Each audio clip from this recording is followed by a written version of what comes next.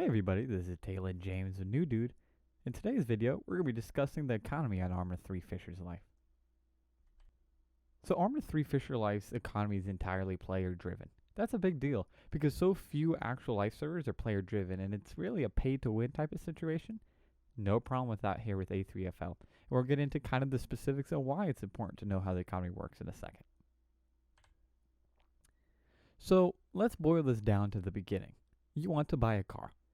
You have several options. You could utilize the market on the forums, say you're willing to buy a car. You could build your own using the mining guide we have. You could wait for a store to open. Dealerships open all the time and you can see if you can get one on the island. Or you could contact a contract company who you could place an order to produce a car. So all that might sound complicated. Don't worry about it. So how do you fit in the system? So just like real life, supply and demand is king.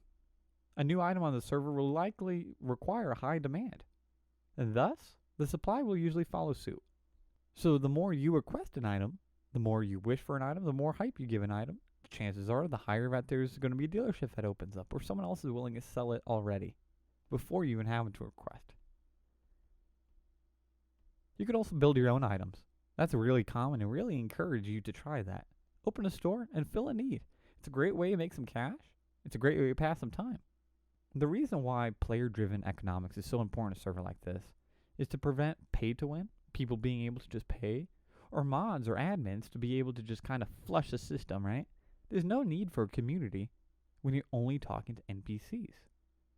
But in Arma 3 Fisher's Life, if you want something, you have to talk to someone, or you have to work for it. And that drives the heart of this community. Don't ever be afraid to ask for an item to see if it's for sale, or to see if someone's willing to buy an item. Never be afraid to ask for advice when selling. Ask for what should this go for. Ask how many you should make. What's the best place to make a store? We'll have some of these FAQs on our website later this week, but it is always helpful to ask the community. The true gem that is Arma 3 Fisher's Life is found in its community, and the quicker you engage with it, the better your playing experience will be. So how do you know how the economy is doing? Well, there's a community report that is filed every Monday. That community report covers things such as new updates, new rule changes, events happening, and there's always an update on the economy. So we have this most recent economic snapshot. The average bank accounts for everyone, including the factions, the total money in the economy, and the total vehicles versus insured vehicles. This is a way to really show that is growing. You see, with every one of these graphs, it is growing.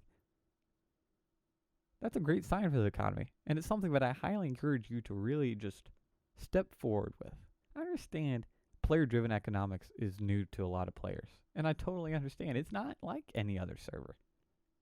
But once you give it a shot, and once you put away those nerves, I guarantee you, you will enjoy the community player-driven economy that forces you to work for what you want.